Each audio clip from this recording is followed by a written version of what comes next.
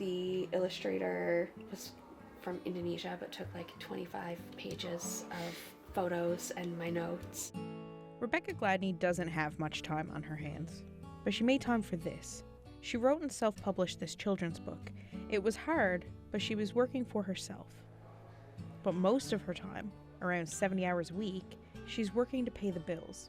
I generally work like 8 to 4:30 at my desk job, and then evenings I go into clinic. After my clinic hours, I generally have some work to do with volunteer commitments, and I'm a self-published children's author as well. So if I'm not volunteering, then I'm usually doing something book-related.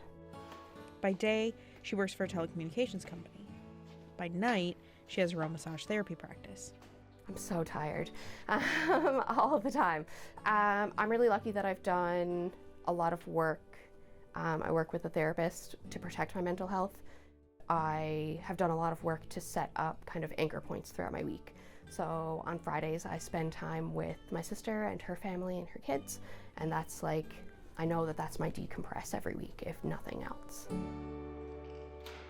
More and more Canadians know the hardships of working multiple jobs. People like Rafid Khan. While Gladney is heading to her second job at the clinic, Khan's in transit too. He's either going from one job to the other, or from work to school. Monday through Thursday, I do have classes in the morning, and once I'm done with classes, I go to my work, and then I do my 7-hour shifts there.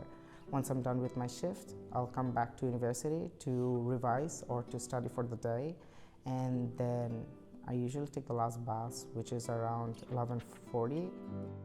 While Gladney spends her little free time writing, Khan spends it reading. Tonight he's lucky. He doesn't have a night shift, so he actually has time to study. But it's hard to make the most of that time after punching so many hours at work. Not being able to sleep overnight, because you're so much worrying, going to bed with tears like almost every other day. You can just hear your body scream for more rest. It's just not functioning anymore, but you just can't do it. You just have to study and get the work done, because you gotta make sure you have good grades and also be able to take care of your expenses.